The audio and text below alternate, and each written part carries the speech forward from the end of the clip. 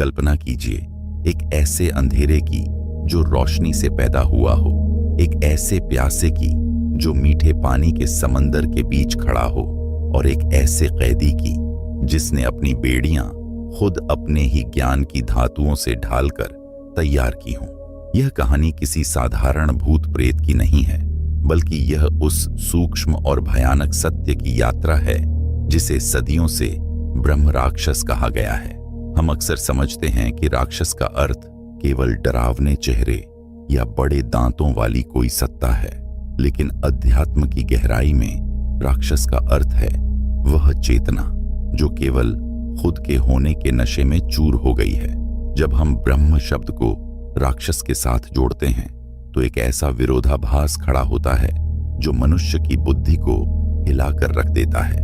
ब्रह्म यानी वह विराट, वह अनंत ज्ञान, वह सत्य जो सब में व्याप्त है, और राक्षस यानी वह जो केवल अपनी सीमाओं में कैद है। ब्रह्म राक्षस वह अवस्था है जहां मनुष्य के पास ज्ञान तो हिमालय जैसा ऊंचा होता है, लेकिन उस ज्ञान को थामने वाला हृदय रेगिस्तान की तरह सूखा रह जाता है। यह उस विद्वत्ता का सबसे काला पक्ष है जहां प्रेम की एक बूंद भी नहीं बचती, और यही वह बिंदु है जहां से एक महान साधक का पतन शुरू होता है।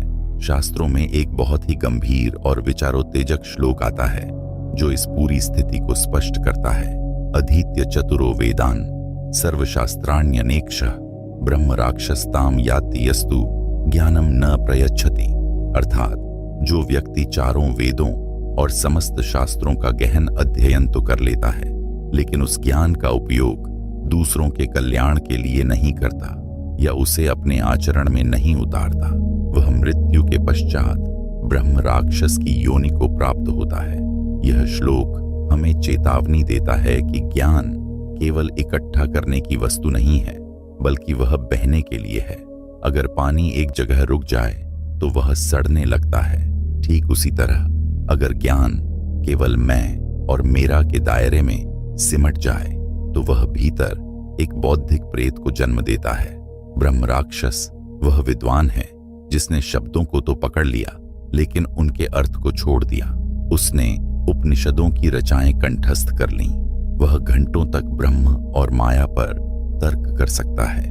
वह दुनिया के सबसे कठिन सूत्रों की व्याख्या कर सकता है, लेकिन उसके भीतर का अहंकार उसे यह महसूस कराने लगता है कि वह बाकी सबसे श्रेष्ठ है। यही वह उच्च बौद्धिकता का बोझ है जो धीरे धीरे उसकी आत्मा को कुचलने लगता है। जब ज्ञान अहंकार की बेड़ियां बन जाए तो वह साधक को मुक्त करने के बजाय उसे एक ऐसी जेल में डाल देता है जिसकी दीवारें उसे खुद भी दिखाई नहीं देती। आध्यात्मिक मार्ग पर चलते हुए कई बार साधक एक बहुत ही सूक्ष्म जाल में फंस जाता है जिसे अधूरा बोध कहा जा सकता है। वह साधना तो करता है, ध्यान भी लगाता है, लेकिन उसके केंद्र में परमात्मा की जगह उसका अपना अहंकार बैठने लगता है। उसे लगता है कि उसने सब जान लिया है, और यही मान लेना उसे जानने से कोसों दूर कर देता है। ओशो अक्सर कहते थे कि ज्ञान का सबसे बड़ा शत्रु अज्ञान नहीं है, बल्कि ज्ञान का भ्रम है। जो अज्ञानी है वह तो कम से कम यह जानता है कि उसे नहीं पता, इसलिए उसके सीखने की संभावना बची रहती है। लेकिन जिसे यह लगने लगे कि वह सब जानता है, उसके द्वार हमेशा के लिए बंद हो जाते हैं। ब्रह्म राक्षस उसी बंद द्वार की चेतना है।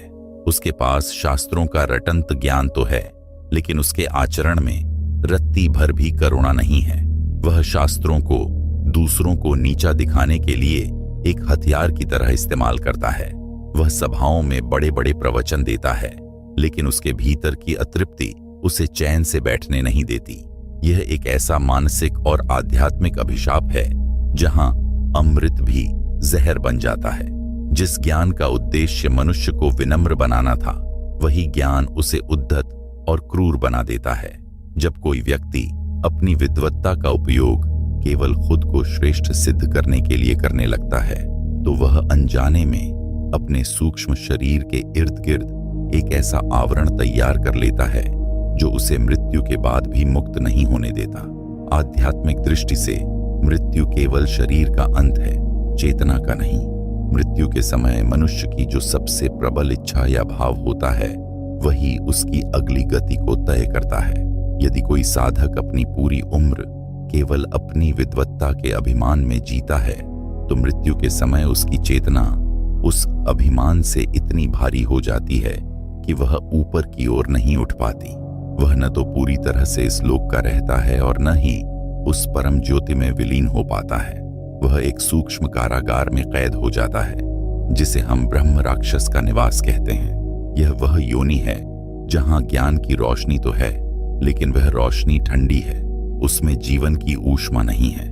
ब्रह्म राक्षस का अस्तित्व हमें यह याद दिलाता है कि बिना भक्ति और बिना प्रेम के ज्ञान केवल एक मानसिक व्यायाम है।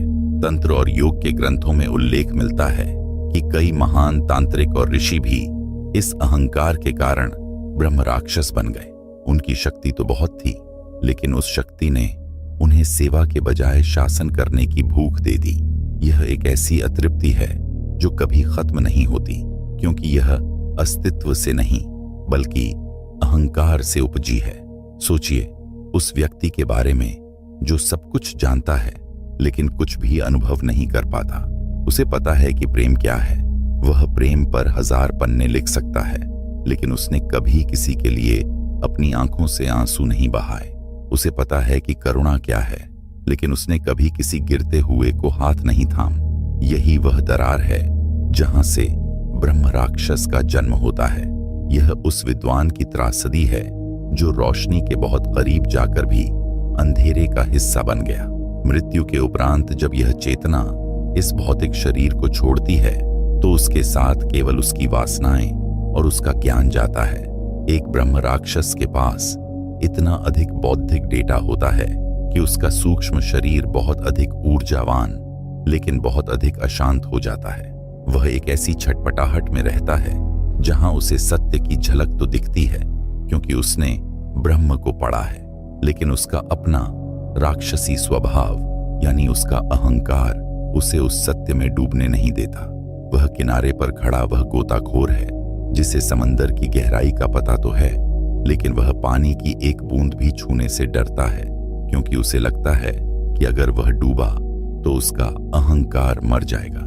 यह द्वंद्व उसे एक भयानक एकाकीपन की ओर ले जाता है। वह जंगलों के सुनसान कोनों में या ऊंचे पेड़ों पर अपने स्थान खोजता है जो प्रतीक हैं समाज से कट जाने के और खुद को सबसे ऊपर रखने की उसकी मानसिक ग्रंथि के। यहां से एक बहुत ही गहरा मनोवैज्ञानिक प्रश्न उठता है कि क्या हम भी अपने भीतर किसी सूक्ष्म ब्रह्म राक्षस को पाल रहे हैं? क्या हमारी डिग्रियां, हमारा पढ़ा हुआ ज्ञान और हमारी बुद्धिमानी हमें दूसरों से जोड़ रही है या यह हमें एक ऐसे ऊंचे टॉवर पर ले जाकर खड़ा कर रही है जहां से हमें बाकी सब छोटे और अज्ञानी नजर आते हैं? अगर ज्ञान हमें विनम्र नहीं बना रहा तो समझ लेना चाहिए कि हम उसी दिशा में बढ़ रहे हैं जहां ज्ञान अहंकार की बेड़ियां बन जाता है। इस यात्रा की शुरुआत तो बड़ी प्रभावशाली होती है। लोग आपकी विद्वत्ता की तारीफ करते हैं, आप तर्कों में सबको हरा देते हैं, लेकिन धीरे धीरे आप एक ऐसे अकेलेपन की ओर बढ़ने लगते हैं जहां आपके पास शब्द तो बहुत होते हैं लेकिन संवाद करने के लिए कोई हृदय नहीं बचता। ब्रह्म राक्षस की यह उत्पत्ति केवल एक पौराणिक कथा नहीं है बल्कि यह हर उस व्यक्ति की कहानी है जो अपनी बुद्धि को अपनी आत्मा से बड़ा समझने की भूल कर बैठता है। अब यह विद्वान, यह महान पंडित, यह ज्ञान का विशाल भंडार अपनी ही बुद्धि के उस अंधेरे कमरे में कैद हो चुका है जहां से बाहर निकलने का उसे कोई रास्ता नहीं सूझ रहा।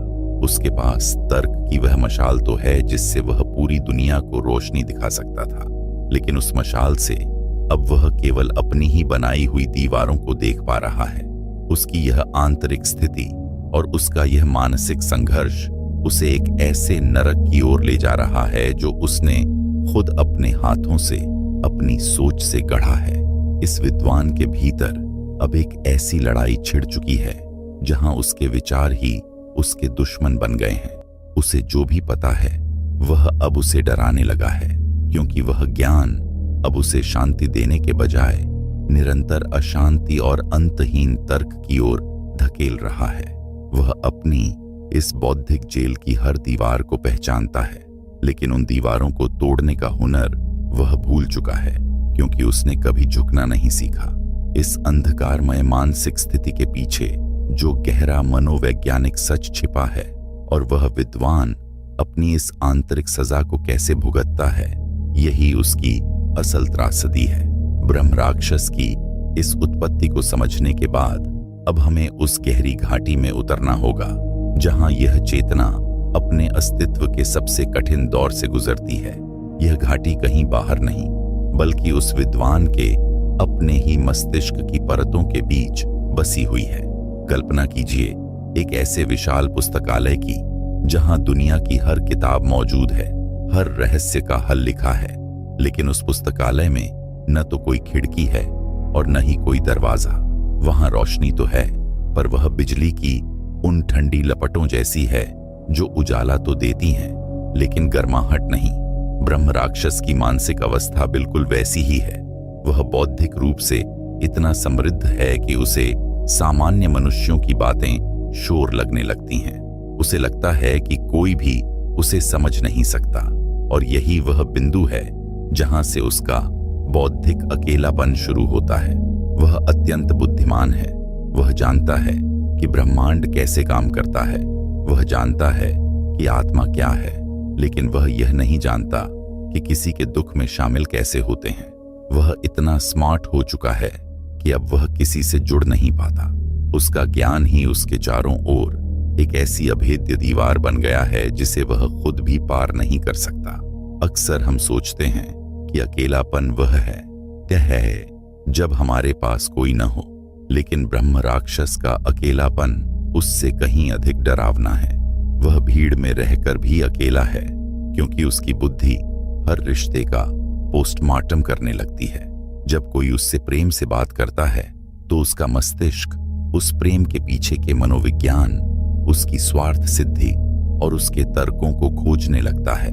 वह भावनाओं को महसूस करने के बजाय उन्हें डिकोड करने में लगा रहता है। इस संबंध में उपनिषदों का एक बहुत ही गहरा सूत्र याद आता है, नैषा तर्केण मतिरापनेया, अर्थात यह परम सत्य या आत्मबोध केवल तर्क के माध्यम से प्राप्त नहीं किया जा सकता। ब्रह्म राक्षस इसी सूत्र को भूल गया है। वह समझता है कि वह हर चीज को तर्क की कसौटी पर कसकर पालेगा, लेकिन सत्य कोई गणित का सवाल नहीं है जिसे हल किया जा सके। सत्य तो एक अनुभव है जिसे जिया जाता है। तर्क उसे केवल मरुस्थल की उस मृग तृष्णा तक ले जाता है जहां पानी का आभास तो होता है, पर प्यास कभी नहीं बुझती। ओशो ने अपनी कई चर्चाओं में इस बात पर जोर दिया है कि तर्क की मशीन एक बार शुरू हो जाए तो वह रुकती नहीं है। वह आपके भीतर के हर कोमल भाव को कुचल देती है। ब्रह्म राक्षस के भीतर यही तर्क की मशीन 24 घंटे चल रही है। वह अपने ही विचारों के अंतहीन चक्र में फंसा हुआ है। उसके पास हर बात का जवाब है, हर सवाल की काट है, लेकिन उसके पास मौन नहीं है। वह खुद से भी बात करता है तो वह एक बहस की तरह होती है। वह अपने ही भीतर एक अदालत लगाकर बैठा है जहां वह खुद ही वकील है, खुद ही मुजरिम और खुद ही जज। इस अंतहीन वैचारिक युद्ध ने उसे एक ऐसे तर्क के मरुस्थल में ला खड़ा किया है जहां वह भटकती हुई प्यास के सिवा और कुछ नहीं है। वह जितना अधिक जानने की कोशिश करता है उतना ही अधिक वह प्यासा होता जाता है, क्योंकि वह प्यास बुझाने के लिए जो पानी पी रहा है वह असल में खारा पानी है। सूचनाएं कभी भी बोध की जगह नहीं ले सकती, और यही ब्रह्म राक्षस का सबसे बड़ा मानसिक कारावास है। इस कारावास की सबसे दर्दनाक बात है ब्रह्म और राक्षस का निरंतर चलता हुआ द्वंद्व। एक तरफ उसे सत्य की वह सूक्ष्म झलक मिली हुई है जिसे उसने शास्त्रों में पढ़ा है, जिसे उसने अपनी साधना के किसी मोड़ पर महसूस किया था। वह जानता है कि अहम ब्रह्मास्मि का अर्थ क्या है। वह जानता है कि यह सारा संसार मिथ्या है और केवल चैतन्य ही सत्य है। यह उसका ब्रह्म पक्ष है जो उसे ऊपर की ओर खींचता है, जो उसे याद दिलाता है कि वह क्या हो सकता था, लेकिन दूसरी तरफ उसका पुराना स्वभाव, उसकी पुरानी आदतें और उसका गहरे से गहरा अहंकार उसे जकड़े हुए है। यह उसका राक्षस पक्ष है जो उसे नीचे गिराता है। वह एक ऐसी रस्सी के समान है जिसे दोनों तरफ से दो विशाल ताकतें खींच रही हैं। वह बीच में फंसा हुआ है। न तो वह पूरी तरह से मुक्त हो पा रहा है और न ही वह पूरी तरह से अज्ञानी बनकर सुख पा रहा है। अज्ञानी कम से कम अपनी अज्ञानता में सुखी तो रहता है, लेकिन एक अधूरा ज्ञानी दुनिया का सबसे दुखी प्राणी होता है। उसे पता है कि वह नरक में है और यही बोध उसके नरक को और भी ज्यादा भयानक बना देता है। लोक कथाओं और पौराणिक चित्रणों में आपने गौर किया होगा कि ब्रह्म राक्षस अक्सर बरगद या पीपल के ऊंचे पेड़ों पर वास करते दिखाए जाते हैं। क्या आपने कभी सोचा है कि वे जमीन पर क्यों नहीं रहते? यह कोई अंधविश्वास नहीं, बल्कि एक बहुत गहरा मनोवैज्ञानिक प्रतीक है। ऊंचा पेड़ उसकी उस मानसिक ग्रंथि का प्रतीक है जिसे मनोविज्ञान की भाषा में सुपीरियरिटी कॉम्प्लेक्स या श्रेष्ठता की ग्रंथि कहा जाता है। वह खुद को सामान्य धरातल से ऊपर मानता है। वह समाज से, साधारण लोगों से और उनकी छोटी छोटी खुशियों से इतना दूर जा चुका है कि अब वह केवल ऊंचाइयों से उन्हें देख सकता है। वह सबके ऊपर होने के भ्रम में जी रहा है, लेकिन यह ऊंचाई उसे शांति नहीं देती, बल्कि उसे और भी अधिक अकेला और असुरक्षित बना देती है। वह जितना ऊंचा उठता है, उतनी ही उसकी गिरने की संभावना बढ़ जाती है और उतनी ही तेज हवाएं उसके वजूद को हिलाने लगती हैं। वह एक ऐसे सिंहासन पर बैठा है जो कांटों से बना है और वह उस सिंहासन को छोड़ भी नहीं सकता, क्योंकि उसकी पूरी पहचान ही उस ऊंचाई पर टिकी है। ब्रह्म राक्षस की यह छटपटाहट उसकी अतृप्त जिज्ञासा का परिणाम है। वह सत्य को जानना तो चाहता है, लेकिन वह उसे मस्तिष्क के जरिए खोजना चाहता है। मस्तिष्क की सीमा यह है कि वह केवल टुकड़ों में देख सकता है। वह केवल सूचनाएं इकट्ठा कर सकता है, वह विश्लेषण कर सकता है, लेकिन वह कभी होलिस्टिक यानी समग्र नहीं हो सकता। जैसे कोई फूलों का विश्लेषण करने के लिए उसकी पंखुड़ियों को अलग अलग कर दे तो उसे पंखुड़ियों का ज्ञान तो मिल जाएगा, लेकिन वह फूल की उस खुशबू और सुंदरता को खो देगा जो उन पंखुड़ियों के एक साथ होने में थी। ब्रह्म राक्षस ने भी जीवन का इसी तरह विश्लेषण किया है। उसने जीवन के हर हिस्से को अलग अलग करके देख लिया है, इसलिए अब उसके पास केवल मरी हुई सूचनाओं का ढेर है, जीता जागता अनुभव नहीं। वह एक ऐसा वैज्ञानिक है जिसने पानी के हाइड्रोजन और ऑक्सीजन को तो समझ लिया है, पर वह अपनी प्यास नहीं बुझा पा रहा। श्रीमद् भगवत गीता में भगवान कृष्ण अहंकार के इसी सूक्ष्म रूप के बारे में चेतावनी देते हुए कहते हैं, अहंकार विमूढ़ात्मा कर्ताहमिति मन्यते, अर्थात अहंकार से मोहित हुआ पुरुष अपने आप को ही कर्ता मानने लगता है, जबकि सब कुछ प्रकृति के गुणों द्वारा किया जा रहा है। ब्रह्म राक्षस इसी कर्ता भाव की पराकाष्ठा है। उसे लगता है कि उसका ज्ञान उसकी अपनी उपलब्धि है। उसे लगता है कि उसने अपनी बुद्धि के बल पर ब्रह्मांड के रहस्यों को जीत लिया है। यही जीत लेने का भाव उसे परमात्मा का दुश्मन बना देता है। परमात्मा को जीता नहीं जाता, परमात्मा में तो हारना पड़ता है, परमात्मा के सामने तो मिटना पड़ता है। लेकिन ब्रह्म राक्षस मिटने को तैयार नहीं है। वह अपनी पहचान को और भी मजबूत करना चाहता है। वह चाहता है कि लोग उसे सबसे बड़ा विद्वान कहें। वह चाहता है कि काल के कपाल पर उसका नाम उसकी बुद्धिमानी के लिए लिखा जाए, लेकिन यही इच्छा उसे उस सूक्ष्म शरीर की कैद में बांध देती है जहां समय ठहर गया है और प्रगति रुक गई है। कल्पना कीजिए उस मानसिक घुटन की जब आपके पास हजारों सवाल हों और उन सवालों के जवाब भी आपके पास ही हों, लेकिन वे जवाब आपको कोई सुकून न दें। ब्रह्म राक्षस इसी स्थिति में है। वह एक ऐसी लाइब्रेरी में कैद है जहां की हर किताब उसे चिढ़ाती है। वह सत्य को शब्दों के पिंजरे में पकड़ना चाहता है, पर सत्य पंछी की तरह उड़ जाता है और उसके हाथ में केवल कुछ शब्द और परिभाषाएं रह जाती हैं। वह खुद को सांत्वना देने के लिए और भी कठिन साधनाएं करता है और भी गूढ़ ग्रंथों का अध्ययन करता है, लेकिन वह यह नहीं देख पाता कि उसका यह प्रयास ही उसकी बीमारी को और बढ़ा रहा है। वह आग को घी से बुझाने की कोशिश कर रहा है। वह जितना अधिक ज्ञानी बनता है, उसका अहंकार उतना ही अधिक सूक्ष्म और ताकतवर होता जाता है। अब उसका अहंकार सांसारिक नहीं रहा, बल्कि आध्यात्मिक हो गया है, जो कि सबसे खतरनाक किस्म का अहंकार है। एक शराबी को पता होता है कि वह गलत कर रहा है, इसलिए उसके सुधरने की संभावना है, लेकिन एक ऐसे व्यक्ति को जिसे अपनी विद्वत्ता का नशा हो गया हो, उसे समझाना लगभग असंभव है।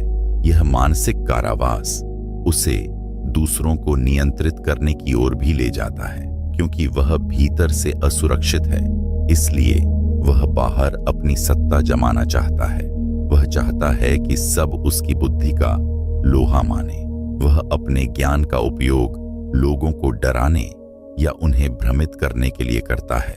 वह सत्य का मार्ग दिखाने वाला गुरु बनने के बजाय सत्य पर पहरा देने वाला चौकीदार बन जाता है। वह उस बौद्धिक प्रेत की तरह है जो ज्ञान के खजाने पर बैठा है, न तो खुद उसका आनंद ले रहा है और न ही किसी और को लेने दे रहा है।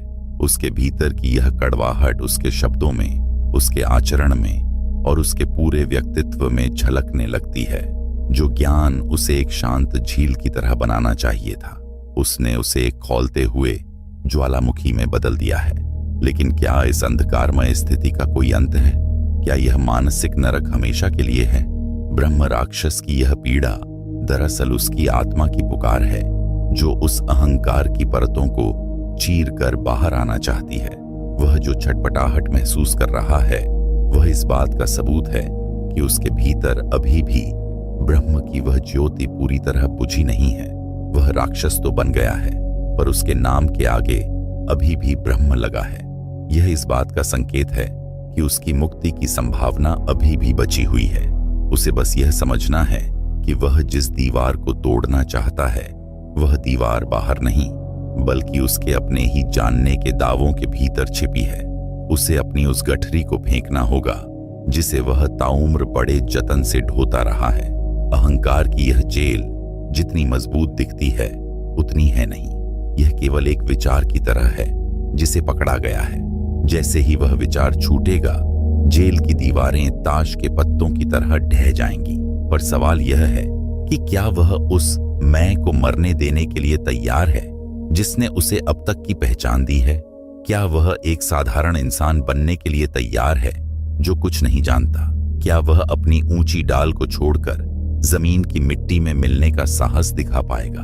ब्रह्म राक्षस की मुक्ति का मार्ग किसी नए ज्ञान को पाने में नहीं, बल्कि पुराने पड़ चुके और सड़ रहे ज्ञान को अनलर्न करने में है। ब्रह्म राक्षस के इस आंतरिक संघर्ष और उसकी इस आत्मनिर्मित जेल की कहानी हमें एक बहुत बड़े मोड़ पर ले आई है। यहाँ से दो ही रास्ते जाते हैं, या तो वह इसी अंतहीन चक्र में सदियों तक भटकता रहे, या फिर वह उस रूपांतरण को स्वीकार करे जो उसे अंधकार से प्रकाश की ओर ले जा सके। वह कौन सी चाबी है जो इस बौद्धिक जेल का ताला खोल सकती है? वह कौन सा क्षण है जब एक ब्रह्म राक्षस अपनी सारी विद्वत्ता को किनारे हटाकर एक अबोध बालक की तरह मुस्कुराने लगता है? वह क्षण कोई साधारण समय नहीं, बल्कि एक महाक्रांति है जो उसकी चेतना के भीतर घटित होती है। अब तक हमने देखा कि कैसे ज्ञान जब केवल मस्तिष्क की सीमाओं में कैद हो जाता है तो वह एक बोझिल जंजीर बन जाता है, लेकिन रूपांतरण का यह तीसरा मार्ग उस जंजीर को तोड़ने की नहीं, बल्कि उसके गल जाने की कहानी है। यह रूपांतरण तब शुरू होता है जब उस विद्वान को यह एहसास होने लगता है कि उसने जो कुछ भी जाना है वह सत्य नहीं, बल्कि सत्य के बारे में केवल सूचना है। अध्यात्म की भाषा में इसे समर्पण का विज्ञान कहा जाता है। बुद्ध अक्सर कहते थे कि शून्य हो जाना ही पूर्ण हो जाना है। ब्रह्म राक्षस की मुक्ति का पहला चरण यही है कि वह अपने जानने के दावों को पूरी तरह से छोड़ दे। जब तक वह यह कहता रहेगा कि मैं जानता हूं, तब तक वह अपनी उस वैचारिक जेल का कैदी बना रहेगा। जिस क्षण उसके भीतर से यह पुकार निकलती है कि मैं कुछ नहीं जानता, उसी क्षण उसकी कैद की दीवारें दरकने लगती हैं। यह समर्पण किसी हार का नाम नहीं है, बल्कि यह उस विराट अस्तित्व के सामने अपनी सीमाओं को स्वीकार कर लेने की एक महान जीत है। शास्त्रों में एक बहुत ही सुंदर उक्ति है, ज्ञानावदेव तु कैवल्यम, अर्थात केवल ज्ञान से ही मोक्ष प्राप्त होता है। लेकिन यहाँ ज्ञान का अर्थ वह रटंत विद्या नहीं है जो ब्रह्म राक्षस के पास थी, बल्कि यहाँ ज्ञान का अर्थ है वह बोध जो अनुभव से पैदा होता है। रूपांतरण के इस मार्ग पर सबसे बड़ी बाधा यही पहचान करना है कि सूचना और अनुभव में क्या अंतर है। एक अंधा व्यक्ति प्रकाश पर पीएचडी कर सकता है। वह प्रकाश की तरंगों, उसके रंगों और उसके गुणों पर बड़े बड़े शोध पत्र लिख सकता है, लेकिन क्या वह वास्तव में जानता है कि प्रकाश क्या है? नहीं, क्योंकि उसने उसे अनुभव नहीं किया। ब्रह्म राक्षस भी उसी अंधे विद्वान की तरह था जिसने परमात्मा के बारे में सब कुछ पढ़ लिया था, लेकिन परमात्मा को कभी चखा नहीं था। जब साधक के विवेक का उदय होता है तो वह अपनी सूचनाओं की इस भारी गठरी को फेंकने का साहस जुटाता है। वह समझ जाता है कि नक्शा कितना ही सटीक क्यों न हो, वह जमीन नहीं हो सकता। उसे जमीन पर चलना होगा, उसे उस मिट्टी को छूना होगा, तभी उसे मंजिल का एहसास होगा। ओशो के दर्शन में एक बहुत ही क्रांतिकारी विचार आता है कि जब तक मैं मौजूद है तब तक परमात्मा का प्रवेश संभव नहीं है। वे कहते थे कि परमात्मा कोई व्यक्ति नहीं है जो कहीं बाहर बैठा है, बल्कि वह एक अनुभव है जो तब घटित होता है जब अहंकार का विसर्जन हो जाता है। ब्रह्म राक्षस की यात्रा असल में उसके अहंकार के मरने और उसकी आत्मा के जागने की यात्रा है। यह एक दर्दनाक प्रक्रिया हो सकती है, क्योंकि इंसान के लिए अपनी पहचान खोना सबसे बड़ा डर होता है। लेकिन मुक्ति के द्वार पर खड़ा वह द्वारपाल केवल उन्हीं को अंदर जाने देता है जो अपनी पहचान बाहर छोड़ आते हैं। जब ब्रह्म राक्षस अपनी उस श्रेष्ठता की ग्रंथि को त्यागता है, जब वह यह मानना बंद कर देता है कि वह बाकी सबसे ऊंचा है, तब वह पहली बार उस सहज आनंद को महसूस करता है जिसे उसने सदियों से खो दिया था। वह जो अब तक तर्क के मरुस्थल में भटक रहा था, उसे अचानक करुणा की शीतल वर्षा का अनुभव होने लगता है। यहीं से ज्ञान के शुद्धिकरण की प्रक्रिया शुरू होती है। रुकी हुई विद्वत्ता किसी गंदे गड्ढे के पानी की तरह होती है जो सड़ने लगती है और उसमें से अहंकार की दुर्गंध आने लगती है। लेकिन जब वही ज्ञान करुणा और सेवा के भाव में बदल दिया जाता है तो वह पहाड़ से निकलती हुई उस पवित्र नदी की तरह बन जाता है जो सबको जीवन देती हुई बहती है। ब्रह्म राक्षस की मुक्ति का एक बड़ा रहस्य परोपकार में छिपा है। जब वह अपने ज्ञान का उपयोग दूसरों को नीचा दिखाने के बजाय उनकी पीड़ा को कम करने के लिए करने लगता है तो उसकी अपनी पीड़ा गायब होने लगती है। जैसे ही वह दूसरों के आंसुओं को पोंछने के लिए हाथ बढ़ाता है, उसके अपने हाथों की बेड़ियां कटने लगती हैं। वह समझ जाता है कि ज्ञान एक जिम्मेदारी है, कोई संपत्ति नहीं। इसे जितना बांटा जाएगा यह उतना ही शुद्ध होगा। जब वह समाज के अंतिम व्यक्ति के पास जाकर अपनी विद्वत्ता को उसकी भाषा में ढालता है तो उसका वह बौद्धिक प्रेत शांत होने लगता है और उसके भीतर का मनुष्य जागने लगता है। इस रूपांतरण का अंतिम और सबसे ऊंचा पड़ाव है परम मुक्ति या मोक्ष। अद्वैत वेदांत का एक महान सूत्र है, ब्रह्म सत्यम जगन मिथ्या जीवो ब्रह्मैव नापरः, अर्थात ब्रह्म ही सत्य है, यह जगत मिथ्या है और जीव तथा ब्रह्म में कोई भेद नहीं है। ब्रह्म राक्षस का असली बोध यही है कि यह जो द्वंद्व चल रहा था, ब्रह्म और राक्षस के बीच, ऊंच और नीच के बीच, ज्ञान और अज्ञान के बीच, यह सब मन का खेल था। अद्वैत की उस चरम अवस्था में पहुंचते ही न कोई ब्रह्म बचता है और न कोई राक्षस। वहां सिर्फ एक शुद्ध चैतन्य, एक अनंत शांति शेष रहती है। वह क्षण जब वह अपनी सारी विद्वत्ता को गंगा में प्रवाहित करता है, वह असल में अपनी उस पुरानी और झूठी पहचान की अंतिम विदाई है। वह अब शब्दों के जाल से बाहर निकल चुका है। वह अब उपनिषदों की व्याख्या नहीं करता, बल्कि वह खुद एक उपनिषद बन चुका है। सोचिए उस दृश्य के बारे में जहां वह कल तक का भयानक और अहंकारी ब्रह्म राक्षस आज एक साधारण धूल भरी सड़क पर बैठा किसी भूखे बच्चे को निहार रहा है और उसकी आंखों में नमी है। उसकी वह ऊंची डाल, वह पीपल का पेड़ और वह बौद्धिक आतंक अब इतिहास बन चुके हैं। वह अब उन लोगों के साथ हंस सकता है जिन्हें वह कभी मूर्ख समझता था।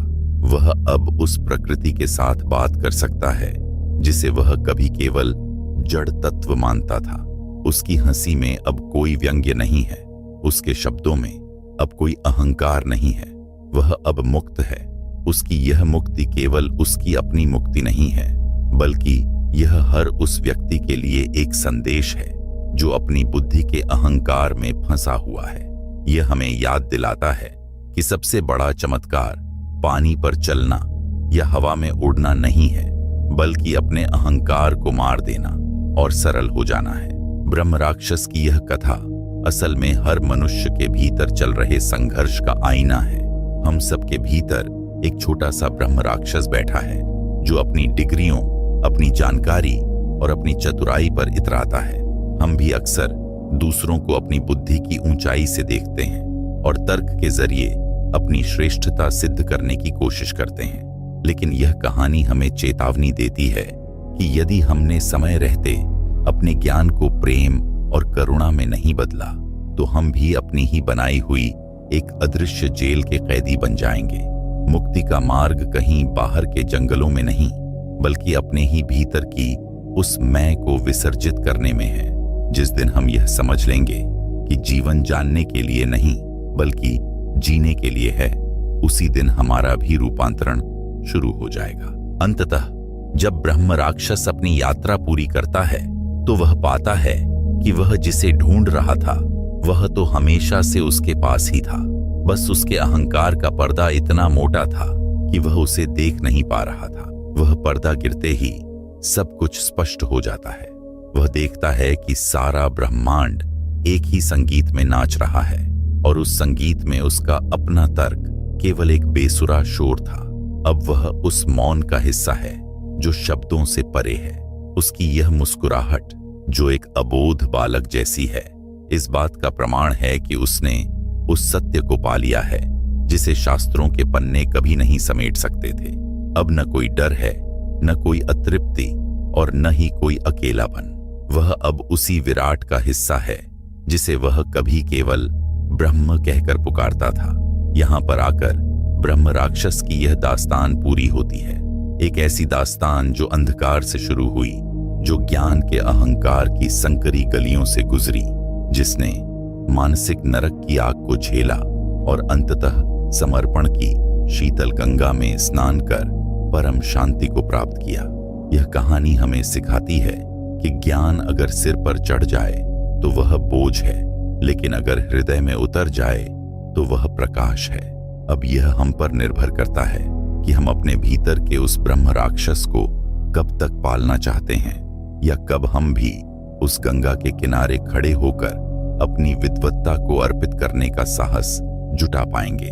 क्योंकि उस पार वही जा सकता है जो यहाँ सब कुछ छोड़कर हल्का होने के लिए तैयार हो। ब्रह्म राक्षस की यह यात्रा समाप्त हो चुकी है, लेकिन एक साधक के रूप में आपकी यात्रा अब यहीं से शुरू होती है। क्या आप तैयार हैं अपनी उन धारणाओं को छोड़ने के लिए जिन्होंने आपको बांध रखा है? क्या आप तैयार हैं उस अजान में उतरने के लिए जहां से असली ज्ञान की शुरुआत होती है? आशा है कि ब्रह्म राक्षस के इस रहस्यमय और गहरे सफर ने आपके भीतर कुछ नया जगाया होगा और आपको यह सोचने पर मजबूर किया होगा कि असली ज्ञान आखिर है क्या। अगर आपको यह वीडियो पसंद आई है तो इसे अपने उन मित्रों के साथ साझा करें जो अपनी बुद्धि के बोझ तले दबे महसूस करते हैं। आगे भी हम ऐसे ही वीडियोस लाते रहेंगे। आपका बहुत बहुत धन्यवाद।